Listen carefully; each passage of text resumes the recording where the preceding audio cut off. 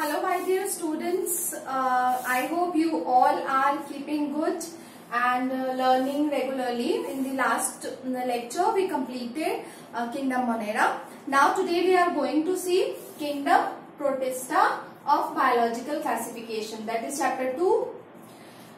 Kingdom Protista is the second kingdom of 5 kingdom classification. If you remember, Monera, Protista, Fungi, Plantae and Animalia. It is second kingdom and it includes all unicellular, microscopic, eukaryotic organisms. Eukaryotic organisms. Eukaryotic means these organisms have well defined nucleus and they have double membrane bound organelles like mitochondria, chloroplast. They have Golgi bodies, endoplasmic reticulum, ATS type of ribosomes, because prokaryotic cells contain 70S type of ribosomes. Right? Now, they live in variety of habitats, but predominantly they are aquatic. They live in water, both fresh water as well as marine water. Different types of protistans. They live in fresh water, marine water. They live in moist soil. Some of them are free living and some of them are parasites. One of the group of protistans, that is the last one, that is the protozoan. They have many unicellular microbes which are causing diseases in human beings and animals. Some are saprophytes, some are parasites and some are free living. So we will see there are 5 categories of protista organisms, chrysophytes, that I have written. The first one, chrysophytes, which are commonly including diatoms. Second is dinoflagellates. Third is euglenoids. Fourth is slime molds, and fifth one is protozoans. So we will see characteristic features of all these one by one. Starting from chrysophytes, chrysophytes are commonly called diatoms, and diatom term is used for, it is a collective name of about 170 genera. 170 genera have been given one collective name, that is called diatoms, and there are 5,500 species approximately. These diatoms are aquatic. They live in sea, they live in fresh water also, they are marine mainly, and golden brown. Apart from golden brown, they show many other colors also. They are photosynthetic protists, that means their mode of nutrition is photosynthesis. They are preparing their own food. Photosynthetic protists, say, you will see one point here, that they are the chief producers of the oceans and aquatic systems. Diatoms occur in abundance. They are surface dwellers. They are present on the surface of the water bodies. If we talk about shapes, they show variable shapes. They are spherical, they are triangular, they are elongated. It is another different shape. And some diatoms show a soap box-like structure. This soap box has 2 parts. The one part fits into the other part. The upper part is called epitheca and the inner part is called hypotheca.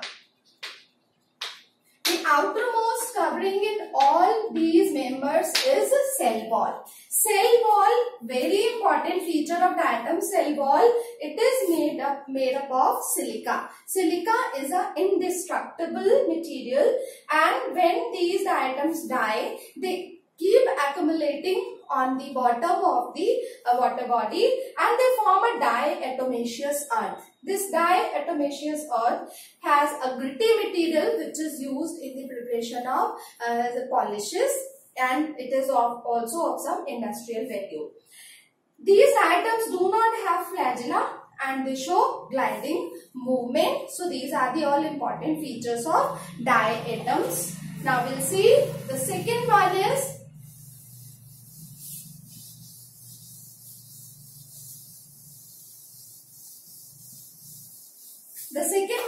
dinoflagellates.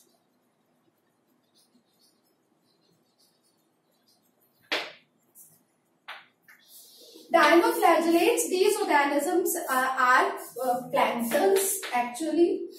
Planktons means they live in water and they float on the surface of water. They are mainly marine, but they are present in fresh water also. There are two very important characteristic features of these organisms. They are motile and they possess two flagella. Two flagella. Insertion of both the flagella is different. One flagella is inserted on the anterior side and the other one on the transverse side. So two flagella help in the, because of two flagella they are motile and they are called dino. Di means two, flagellates means flagella, two flagella they are showing. So these are marine freshwater motile organisms and they are present on the surface of water. They are found on the surface of water. What are their cell walls? Their cell walls are composed of cellulose. Another important feature of these organisms is they show bioluminescence. Bioluminescence, that means they glow. They glow on the surface of water in dark. In dark, they glow on the surface of water, right? Apart from this, they are famous for red tides. What is red tide? There is one dinoflagellate, Goniolus.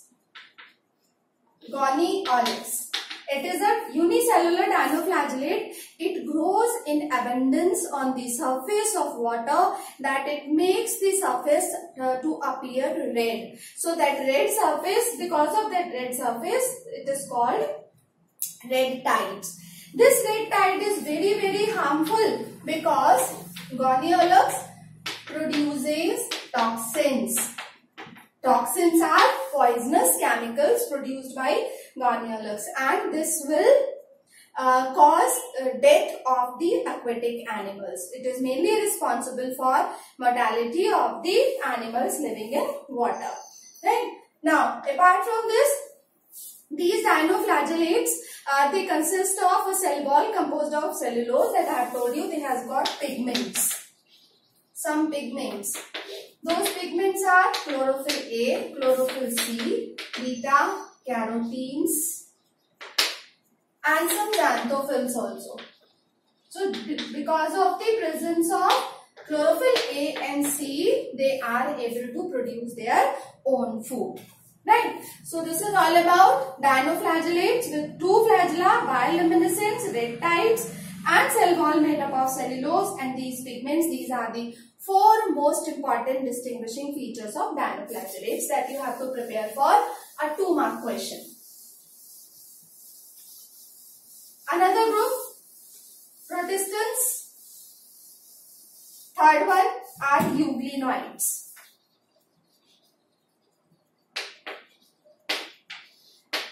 From this name, you will remember euglenoids. It is one of the example is euglena.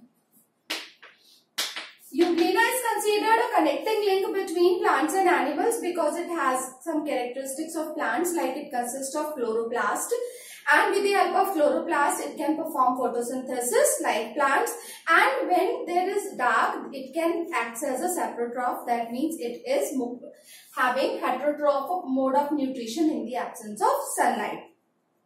So what is the habitat of euglenoids? They are free living organisms and one or two genera are parasitic in these forms. They live in fresh water. They are present in pools, ponds, ditches, damp soils, etc. Right? Their outermost covering is plasma membrane. They consist of plasma membrane which is further covered with a membrane called pellicle. This pellicle provides them flexibility and it is made up of protein mainly, but it consists of lipids also, and sometimes in some organisms carbohydrates are also present in the pellicle. Another feature, they are motile organisms and they consist of one or two flagella. they have one or two flagella present in them. So with the help of flagella, they have flagellated movement in them. They consist of contractile vacuole. Contractile vacuole is a vacuole which is required for osmoregulation. Osmoregulation means maintenance of water and minerals, water and salt inside the cell when they are living in fresh water. They keep absorbing water by the process of endosmosis, and if that water will not be eliminated from the cell will burst. Right? So in that case, a vacuole is formed inside the, suppose this is euglena, and it forms a small cell which keeps increasing in size, and this vacuole will finally, by the process of exocytosis, release extra water out of the cell of euglena or the another protista. Then it will release extra water from it, will save the cell from bursting. Okay? They are holozoic. Holozoic means they engulf their food with the help of plasma membrane, and they are photosynthetic also.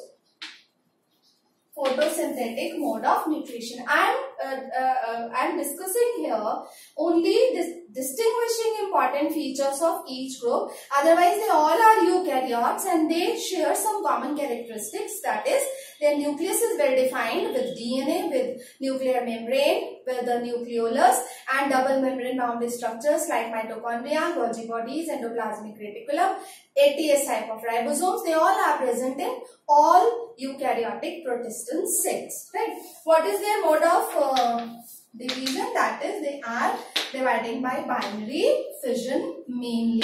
Sexual reproduction is not observed in most of the organisms of euglenoids. Now, two are left. Two means slime molds and protozoans are left. These two we will discuss in the next video. Till then, learn this. Thank you.